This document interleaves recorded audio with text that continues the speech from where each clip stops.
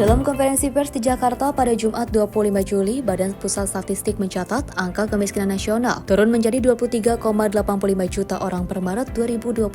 Deputi Bidang Statistik Sosial BPS Ateng Hartono menyampaikan penurunan tersebut setara dengan 210.000 orang dibanding September 2024, ketika jumlah penduduk miskin tercatat 24,06 juta. Saat ini persentase penduduk miskin mencapai 8,47% dari total populasi, turun 0,1% dari periode sebelumnya. Ateng menyebut penurunan ini juga melanjutkan tren positif sejak Maret 2023 setelah sempat naik pada 2022.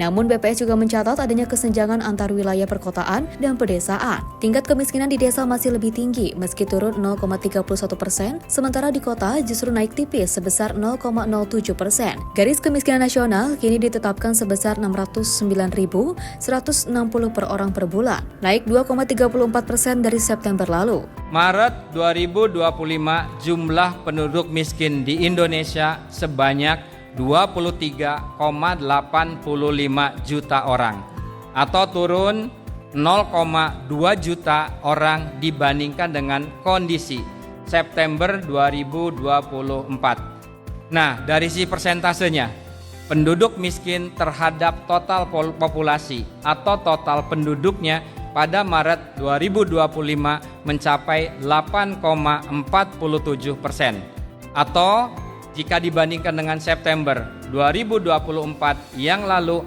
turun sebesar 0,1% poin. Nah, kemudian sejak Maret 2023 sampai dengan Maret 2025 kemiskinan berangsur mengalami penurunan. Silakan teman-teman media bisa dilihat di grafik yang ditayangkan di layar. Yang kedua, kami akan memaparkan persentase penduduk miskin antara perkotaan dan pedesaan. Teman-teman media, kalau kita lihat di grafiknya, ada disparitas atau ketimpangan kemiskinan antara perkotaan dan pedesaan. Pada Maret 2025, tingkat kemiskinan perkotaan sebesar 6,73%, sedangkan kemiskinan pedesaan sebesar 11,03%. Jadi desa lebih banyak yang miskinnya jika dibandingkan dengan perkotaan terhadap tadi total penduduk masing-masing wilayahnya.